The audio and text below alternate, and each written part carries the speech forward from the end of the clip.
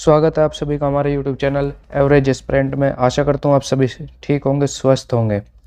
आज हम class start कर रहे हैं फिजिक्स की चैप्टर नंबर मोशन, और ये है हमारी फिजिक्स की दूसरी क्लास। इससे पहले हमने एक क्लास कर चुके हैं और उसी के ऑब्जेक्टिव हम सोल्व कर चुके हैं। तो चलिए क्लास शुरू करते हैं। अदिश राशि होती क्या है, यानी स्केलर क्वांटिटी। अदिश राशि मतलब स्केलर क्वांटिटी, वे जिसमें परिमाण हो, केवल परिमाण हो, दिशा नहीं होती। ठीक है ना। परिमाण मतलब मैग्नीट्यूड हो, डायरेक्शन ना हो। जैसे द्रव्यमान मास होता है, समय टाइम, दाब यानी प्रेशर, ऊर्जा एनर्जी, कार्य वर्क, विद्युत धारा करंट, तापमान यानी टेम्परेचर। ये जो सारी की सारी क्वांटिटी है, ये एक अदिश राशि है। सदिश राशि किसको कहते हैं? सदिश राशि में मैग्नीट्यूड यानी परिमाण और डायरेक्शन दोनों होते हैं। मैग्नीट्यूड और परिमाण दोनों होते, मैग्नीट्यूड और डायरेक्शन दोनों होते हैं इसमें। ठीक है। कौन कौन से है? विस्थापन है, वेग है, त्वरण है, संवेग है, आवेग है, बल है, और भी बहुत सारे हैं। ठीक है। मान लीजिए कोई वेक्टर है हमारा बी वेक्टर, ये कोई ए वेक्टर, एक दूसरे को जो थीटा एंगल पर ये काटते हैं, तो इसका रिजल्टेंट क्या होगा? परिणामी वेक्टर क्या होगा इसका? तो आर बराबर हो जाएगा √a² plus b² plus 2ab cos theta. ठीक है ना। अगर थीटा 0 डिग्री हो जाए तो कोस की वैल्यू कितनी हो जाएगी? 1 हो जाएगी। ठीक है ना। तो आर मैक्स बराबर a² plus b² plus 2ab। ये फॉर्मूला होता है a प्लस बी का होल स्क्वायर का, a प्लस बी का होल स्क्वायर से अंडर रूट कट जाता है, ये कट जाएगा। तो a plus B, R max बराबर कितना हो जाएगा? a plus B. और अगर हम थीटा की वैल्यू 180 डिग्री रख दें, जो बहुत ही मिनिमम हो जाएगी, -1 के बराबर होती है, तो आर मिनिमम हो जाएगा अंडर रूट में a² plus b² minus 2ab। तो ये a माइनस बी का होल स्क्वायर है, ये अंडर रूट से स्क्वायर खत्म हो जाएगा, तो a माइनस बी आ जाएगा। ठीक है। चलते हैं आगे की ओर। सदिश राशियों का गुणनफल क्या होगा? यानी राशियों का गुणनफल कैसा? एक तो होता है सदिश गुणनफल, अदिश गुणनफल। ठीक है। ये राशियों का गुणनफल है। ठीक है। एक तो होता है अदिश गुणनफल, यानी इसको डॉट प्रोडक्ट भी बोलते हैं। A vector dot B vector बराबर हो जाएगा A B cos theta. Dot वाले में कोस आएगा, कोस, ये याद रखना है। एक होता है सदिश गुणनफल, इसको बोलते हैं क्रॉस प्रोडक्ट, इंग्लिश में क्रॉस प्रोडक्ट बोलते हैं। एक A vector cross B vector बराबर जो हो जाएगा A B sine theta. Cos product में साइन आएगा और डॉट प्रोडक्ट में कोस आएगा। ठीक है ना। अब आगे चलते हैं। दूरी किसे कहते हैं? निश्चित समय में तय की गई पथ की लंबाई को दूरी कहते हैं। निश्चित समय में तय की गई पथ की लंबाई को दूरी कहते हैं। मैं कोई समय में इतनी दूरी हमने तय कर दी, ये लंबाई तय कर दी, इसी को हम दूरी कह देंगे। ठीक है ना। अब इसे दूरी कैसी होती है? एक अदिश राशि होती है, ये अदिश राशि होती है, यानी स्केलर क्वांटिटी होती है। ठीक है। मात्रक इसका मीटर होता है। विस्थापन क्या कहते हैं? दो बिंदुओं की न्यूनतम दूरी, दोनों बिंदुओं के बीच की न्यूनतम दूरी। ये मान लिया हमने कोई दूरी तय की है, ये लंबाई होगी, इसको तय की गई लंबाई को दूरी कहते हैं। और इनकी न्यूनतम दूरी क्या हो जाएगी? इनकी न्यूनतम दूरी जो होगी वो ये होगी, इसको ही विस्थापन कहते हैं। ठीक है ना।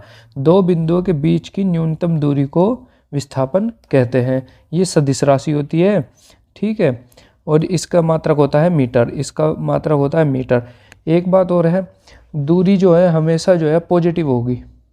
विस्थापन नेगेटिव भी हो जाएगा, पॉजिटिव भी हो जाएगा और शून्य भी हो जाएगा, यानी 0, ये तीनों हो जाएंगे। ठीक है। हमेशा जो होगी दूरी जो है विस्थापन से बड़ी होगी। ठीक है ना। हमेशा जो है दूरी विस्थापन से बड़ी होगी। दूरी और विस्थापन का अनुपात हमेशा 1 से बड़ा होगा। ठीक है ना। अब इसकी कुछ चीज़ें भी लिखी हुई है, हमने डिफ्रेंशिएट कर रखा हुआ, अंतर कर रखा है हमने दूरी और विस्थापन में। दूरी हमेशा सदैव कैसे होगी? धनात्मक होगी या शून्य होगी? विस्थापन धनात्मक भी हो सकता है, ऋणात्मक भी हो सकता है, यानी पॉजिटिव भी हो सकता है, नेगेटिव भी हो सकता है और शून्य भी हो सकता है। ठीक है। दूरी एक अदिश राशि है यानी स्केलर क्वांटिटी है, और सदिश एक वेक्टर क्वांटिटी है। ठीक है। चाल किसे कहते हैं? एकांक समय में तय की गई दूरी को चाल कहते हैं। चाल बराबर क्या है? दूरी बटे समय। दूरी क्या? चाल बराबर v बराबर d अपॉन टी। ठीक है। राशि कैसी है ये चाल? ये अदिश राशि है, इसका मात्रक होता है मीटर प्रति सेकंड। मीटर प्रति सेकंड। चाल क्या होती है? एकांक समय में तय की गई दूरी को कहते हैं। ठीक है ना। आगे चलते हैं। वेग क्या होता है? वेग निश्चित समय में प्रति सेकंड में तय की गई दूरी या विस्थापन की दर को वेग कहते हैं, यानी एकांक समय में तय किया गया विस्थापन। ठीक है ना, या विस्थापन की दर को। ठीक है ना, विस्थापन की दर को क्या कहते हैं? वेग कहते हैं। वेग बराबर होता है विस्थापन अपॉन समय, विस्थापन बटा समय। ये एक सदिश राशि होती है। ठीक है ना, और इसका मात्रक जो होता है मीटर प्रति सेकंड होता है। मीटर पर सेकंड इसका मात्रक होता है। ठीक है ना। वेग कैसा कैसा होता है? दो तरह का वेग होता है। एक प्रारंभिक वेग होता है यानी इनिशियल वेलोसिटी होती है। ठीक है ना, वेग को इंग्लिश में वेलोसिटी बोलते हैं, वेलोसिटी। और चाल को स्पीड। ठीक है ना। इनिशियल होता है यानी कि विराम से चलता है, यानी रेस्ट से चलता है, तो u बराबर इसका 0 होता है। इसको डिनोट करते हैं u से। एक होता है अंतिम, फाइनल वेलोसिटी, अंतिम वेग, इसको डिनोट करते हैं हम v से। ठीक है ना, तो ये रुक जाएगा जब लास्ट में जाकर रुकने पर जो यानी at rest v equal to 0 हो जाएगा। ठीक है ना। अगर हम त्वरण पे चलते हैं, त्वरण बोलते हैं एक्सेलरेशन। एक्सेलरेशन। ठीक है। त्वरण को क्या कहते हैं? वेग परिवर्तन की दर को त्वरण कहते हैं। ठीक है ना, वेग परिवर्तन की दर को त्वरण कहते हैं। तो a बराबर, a से डिनोट करते हैं त्वरण को, a बराबर v फाइनल माइनस u यानी initial velocity upon t time. वेग परिवर्तन की दर को त्वरण कहते हैं। ये कैसी राशि है? सदिश राशि है। इसका मात्रक क्या होता है? SI यूनिट क्या होती है इसकी? मीटर प्रति सेकंड होती है। इसकी विमा क्या होती है यानी डायमेंशन क्या होती है? LT माइनस 2 इसकी डायमेंशन होती है। ठीक है ना, ये तो एक्सेलरेशन था। अगर इसी के साथ में जो समय के साथ में अगर स्पीड घटती जाए यानी इसका त्वरण क्या हो जाएगा? ऋणात्मक हो जाएगा। इसे मंदन यानी रिटार्डेशन बोलते हैं। इसे रिटार्डेशन बोलते हैं, इसको रिटार्डेशन हो जाएगा। यानी वो त्वरण जो प्रति सेकंड का वेग को घटाता है उसे रिटार्डेशन बोलते हैं। इसका मान कैसा होता है? हमेशा ऋणात्मक में होता है। अगर हमें कोई वेलोसिटी किलोमीटर प्रति घंटा में दे रखी, किलोमीटर पर आवर में दे रखी, इसको मीटर प्रति सेकंड में करना है, यानी कि ज़्यादा से कम में करना है तो कम से गुना हो जाएगी, ये कम है। ठीक है। अगर मीटर प्रति सेकंड को हमें किलोमीटर प्रति घंटा यानी किलोमीटर पर आवर में चेंज करना है, अभी ये कम है, यहाँ से हम ज़्यादा की तरफ जा रहे तो हमने ज़्यादा से मल्टीप्लाई कर दी। ठीक है ना, ये आसानी से याद हो जाएगी। एक इसकी ट्रिक है कि हमेशा याद रह जाएगी आपको। गति के समीकरण पे हम चलते हैं। गति के समीकरण। ठीक है ना, v बराबर u plus A T, S बराबर U T plus 1/2 A T square, V square बराबर यू स्क्वायर प्लस 2as। यहाँ पर u तो हो गया प्रारंभिक वेग, v हो गया अंतिम वेग। u क्या है? Initial velocity. Initial velocity. ठीक है। v है अंतिम वेग यानी फाइनल वेलोसिटी। ठीक है। s है डिस्टेंस, दूरी, t है टाइम, a है त्वरण एक्सेलरेशन। अब यही हम जो है पृथ्वी तल से ऊपर यानी पृथ्वी से ऊपर पे देखते हैं। v बराबर U T plus half G T square. h हो जाएगा, s की जगह क्या हो जाएगा? h हो जाएगा you T plus half G T square. v square बराबर यू स्क्वायर प्लस 2gh हो जाएगा। यहाँ पे क्या है? v और u क्या हुआ? इनिशियल वेलोसिटी, v क्या हुआ? फाइनल वेलोसिटी हो जाएगा। ठीक है ना। h ऊंचाई यानी हाइट हो जाएगा। ठीक है। t टाइम हो जाएगा, g गुरुत्वीय त्वरण हो जाएगा। ठीक है। ऊपर जाने पर जो है g का मान घटता है और नीचे जाने पर g का मान बढ़ जाता है। ठीक है। अब आता है प्रोजेक्टाइल मोशन। इसे हिंदी में कहते हैं प्रक्षेप गति। जब किसी वस्तु को बल लगाकर थीटा कोण पर फेंक दिया, ये फेंक दिया थीटा कोण पर, फेंका जाता है तो ऐसी गति को प्रक्षेप गति कहते हैं। और इसका जो पाथ होगा यानी पथ जो होगा इसका परवलयाकार होगा यानी पैराबोलिक होगा, पैराबोलिक होगा, पैराबोलिक। इसका जो पाथ होगा वो होगा पैराबोलिक, ठीक है ना। थीटा क्या हो जाएगा, प्रक्षेपण कोण हो जाएगा, यू इनिशियल वेलोसिटी हो जाएगा, जी गुरुत्व त्वरण हो जाएगा, टी टाइम हो जाएगा, आर रेंज यानी प्रयास हो जाएगा, रेंज। ये यहाँ से यहाँ तक की दूरी को रेंज बोलते हैं। कितनी रेंज में चला गया कहते हैं ना, वो क्या रेंज, तुम्हारी क्या रेंज है, यानी कितनी दूर तक तुम देख सकते हो या कर सकते हो कुछ भी, ठीक है ना। टी उड्डयन काल होता है, ठीक है ना। इसका फॉर्मूला है जो है हाइट का है यू स्क्वायर इनिशियल वेलोसिटी का square plus sine square theta, theta angle ये है, अपॉन 2g, ठीक है ना। आर रेंज का क्या हो जाएगा, ये तो हाइट होगी, मैक्सिमम हाइट का फॉर्मूला हुआ, मैक्सिमम हाइट का फॉर्मूला क्या हुआ, h बराबर हो जाएगा U square sine square theta upon 2g।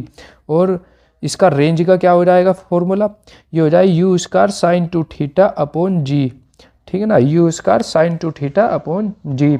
और टाइम का क्या हो जाएगा, टाइम हो जाएगा यानी कि इसका उड्डयन काल हो जाएगा 2u साइन थीटा अपॉन जी, 2u sine theta upon G. और इसका जो उतराव यानी चढ़ान का समय कितना लग रहा है या उतरने का समय कितना ले रहा है, वो एक मैक्सिमम पॉइंट्स है, उसका जो फॉर्मूला हो जाएगा t बराबर u साइन थीटा अपॉन जी, t बराबर u साइन थीटा अपॉन जी।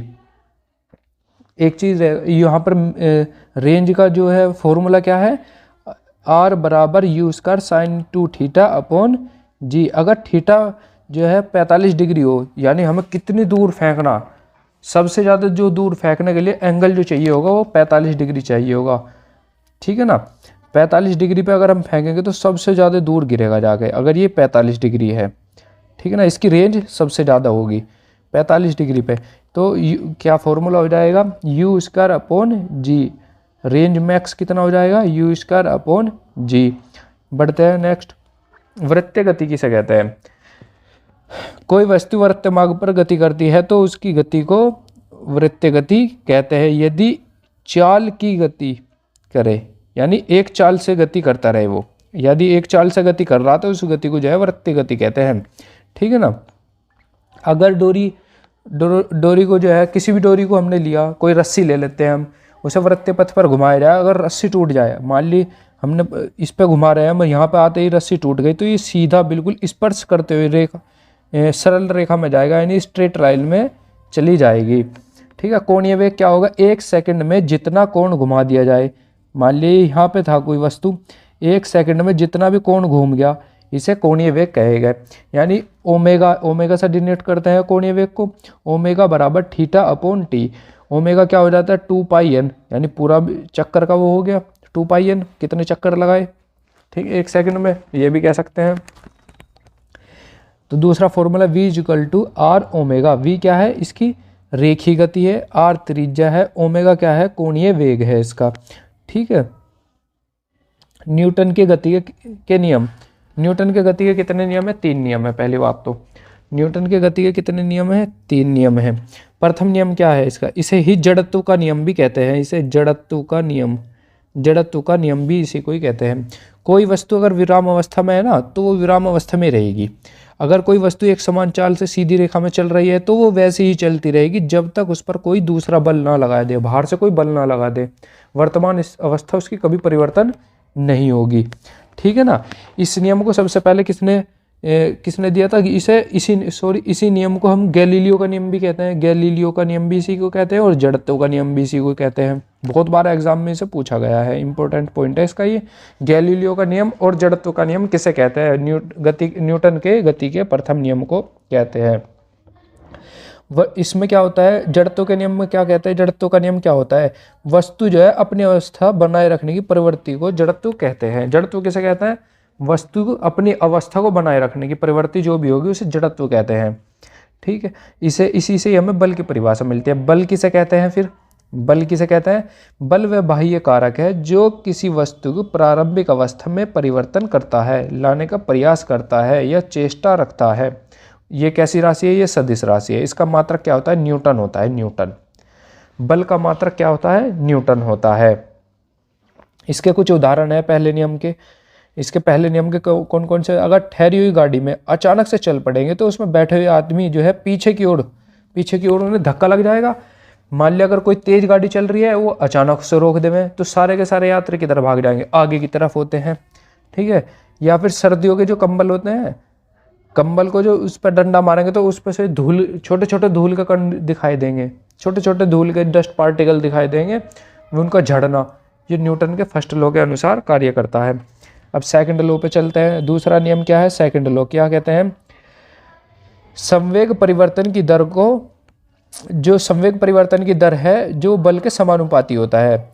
यानी कि क्या है संवेग परिवर्तन, संवेग परिवर्तन संवेग किसे कहता है, मोमेंटम को, चेंज इन मोमेंटम, ठीक है ना, वो फोर्स के डायरेक्टली प्रोपोर्शनल होता है। यानी F बराबर dp अपॉन dt, F बराबर m dt, p को क्या लिखते हैं mv, ठीक है ना। m तो यहाँ पे कांस्टेंट है क्योंकि एक मास है, v जो वेरिएबल है, तो क्या हो जाएगा m dv अपॉन dt हो जाएगा, ठीक है। m प्रोपोर्शनल टू किसका हो जाएगा, m बराबर kma, k क्या है कांस्टेंट है, k क्या है नियतांक है, कांस्टेंट है। अगर k का मान 1 हो जाए तो f बराबर क्या हो जाएगा ma हो जाएगा, ये फॉर्मूला बन जाता है, ठीक है। चलते हैं आगे, ये तीसरे नियम की ओर बढ़ते हैं। इसके गति का तीसरा नियम क्या कहता है, गति का तीसरा नियम कहता है कि प्रत्येक क्रिया के बराबर परंतु विपरीत दिशा में एक प्रतिक्रिया होती है, ठीक है ना। इसी क्रिया है जो भी, इसी के विपरीत दिशा में एक प्रतिक्रिया होती है, ठीक है। यानी उदाहरण क्या है इसके, कुछ उदाहरण क्या है, बंदूक से गोली का चलना, एकदम बंदूक पीछे की तरफ हो जाएगी तो उसका धक्का लगना, आदमी को जिसने भी शूटर को धक्का लगता है वो न्यूटन के तीसरे नियम पर काम करती है। और रॉकेट का उड़ना, ठीक है ना। आगे चलते हैं संवेग संरक्षण के नियम को, संवेग संरक्षण का नियम, ठीक है, कौन सा है, टक्कर से पहले और टक्कर के बाद संवेग बराबर होगा, ठीक है ना, मोमेंटम बराबर होगा। कंजर्वेशन लॉ ऑफ मोमेंटम, यह है कंजर्वेशन लॉ ऑफ मोमेंटम। यानी टक्कर जो भी लगी टक्कर से पहले और टक्कर के बाद में जो भी होगा वो संवेग बराबर होगा। आवेग यानी इम्पल्स, इम्पल्स क्या है, किसी वस्तु पर बड़ा बल थोड़े समय के लिए लगाया जाए, बड़ा फोर्स जो है, लार्ज फोर्स बिल्कुल छोटे से समय के लिए लगाया जाए, उसको इम्पल्स यानी आवेग कहते हैं। इसे डिनोट क्या करते हैं, आई बराबर एफ टी। ये जो है मोमेंटम के ये जो है क्या कहते हैं इसे, संवेग के परिवर्तन के बराबर भी होता है, ये सदिश राशि है, ठीक है ना। तो इसका मात्रक क्या हो जाएगा, ऐसा यूनिट इसकी हो जाएगी न्यूटन सेकंड, एफ की न्यूटन हो जाएगी, फोर्स की न्यूटन, टाइम की सेकंड, न्यूटन सेकंड हो जाएगी। अभिकेंद्रीय बल और अपकेंद्रीय बल क्या है, अभिकेंद्रीय बल सेंट्रीफ्यूगल फोर्स और अभिकेंद्रीय बल सेंट्रीपिटल फोर्स, ठीक है ना। ये क्या है, जब कोई वस्तु वृत्ताकार मार्ग पे चलती है तो केंद्र की ओर एक बल महसूस होता है, उसे कहता है अभिकेंद्रीय बल, ठीक है ना। और जो दूसरा बाहर की तरफ उस वस्तु को खींचने की ओर कोशिश करती है उसे कहता है अपिकेंद्रीय बल, यानी सेंट्रीपिटल फोर्स, ठीक है। तो क्या है, समझ आ गया, कोई भी वस्तु है वृत्त पथ पे चल रही है, वृत्त मार्ग पर चलते, सर्कुलर पाथ पे चल रही है, केंद्र की तरफ एक फोर्स लगेगा, एक बाहर की तरफ लगता है, जो केंद्र की तरफ लगता है उसे अभिकेंद्रीय बल कहता है, जो बाहर की तरफ लगता है उसे अपकेंद्रीय बल बोलते हैं। अभिकेंद्रीय बल को क्या कहते हैं, फोर्स, इसका फॉर्मूला आता है F बराबर mv² अपॉन r। और अपकेंद्रीय बल का जो उदाहरण है इसके क्या है, कपड़े सुखाने की मशीन हुई, दूध से मक्खन निकालने की मशीन हुई इत्यादि, ठीक है। टॉर्क यानी बल आघूर्ण यानी टॉर्क किसे कहते हैं, किसी पिंड को यानी किसी भी वस्तु को उसके अक्ष के परिते, एक्सिस के परिते घुमाने को, ठीक है ना, एक्सिस के परिते घुमाने की प्रवृत्ति जो है क्या कहलाती है, टॉर्क कहलाती है। यानी ये कोई वस्तु है,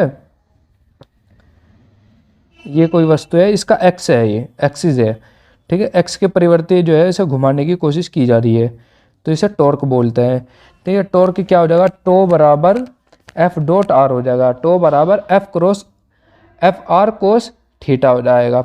ये बलाघूर्ण क्या है, यानी टॉर्क कैसी राशि है, सदिश राशि है। इसका मात्रक क्या होता है, न्यूटन मीटर होता है। न्यूटन तो है फोर्स का, आर यानी डिस्टेंस हुई किसकी, मीटर में, तो न्यूटन मीटर हो जाएगा। ठीक है। सरल मशीन, ठीक है ना, सरल मशीन क्या है, बल आघूर्ण के सिद्धांत पर काम करती है। सबसे पहला क्वेश्चन तो इसी का पूछते हैं, सरल मशीन किस सिद्धांत पर कार्य करती है। सरल मशीन जो है बल आघूर्ण यानी कि टॉर्क पर काम करती है। ठीक है। इसके द्वारा यानी किसी बिंदु पर को छोड़कर किसी बिंदु को यानी बल लगाकर अन्य बिंदु को जो है घुमाने का प्रयास किया जाता है, इसे ही हम सरल मशीन कहते हैं। यानी जैसे इसी का सरल मशीन का उदाहरण है उत्तोलक हो गया, घिरनी है, घिरनी हुई। ठीक है ना। उत्तोलक के बारे में कुछ देखते हैं। उत्तोलक 3 प्रकार के होते हैं। ठीक है ना। प्रथम श्रेणी के, द्वितीय श्रेणी के, और आगे चल के देखेंगे हम तृतीय श्रेणी के, तृतीय यानी थर्ड टाइप। ठीक है ना। प्रथम के अनुसार कैसे है, प्रथम को याद करने का तरीका है, सिर्फ पूछा जाएगा कौन सा जो है कौन से श्रेणी का उत्तोलक है। तो इसका ट्रिक है, पहले संकेत से सोचो। पहली श्रेणी का कैसे याद होएगा, पहले संकेत से सोचो। पहले से हो गया पहला, फर्स्ट टाइप। संकेत से हो गया संडासी, कैसे होगा कैंची, तैसे हो गया तराजू। संकेत का मतलब होगा संडासी, कैंची, तराजू। सोचो का होगा सीसो झूला, और चो से हो गया चोबा उखाड़ने वाली मशीन। ठीक है ना। ट्रिक क्या थी, पहले संकेत से सोचो। अब दूसरी श्रेणी क्या है इसकी, दूसरी श्रेणी है बॉस दोनों हाथ ब्रेक पर। बॉस, ट्रिक क्या है इसकी, दोनों बॉस, सेकंड की बॉस दोनों हाथ ब्रेक पर। ठीक है ना। बॉस से हो गया बोतल ओपनर। ठीक है ना, बोतल ओपनर। से हो गया श्रोता, बोतल ओपनर श्रोता। दोनों से क्या हो गया सेकंड टाइप। ठीक है ना। हाथ से हो गया हाथ गाड़ी। अब ब्रेक पर से हो गया ब्रेक पैडल, ब्रेक पैडल। इससे क्या हो गया ब्रेक पैडल।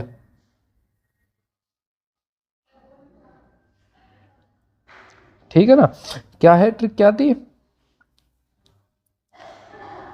ट्रिक है, बॉस दोनों हाथ ब्रेक पर, बॉस दोनों हाथ ब्रेक पर।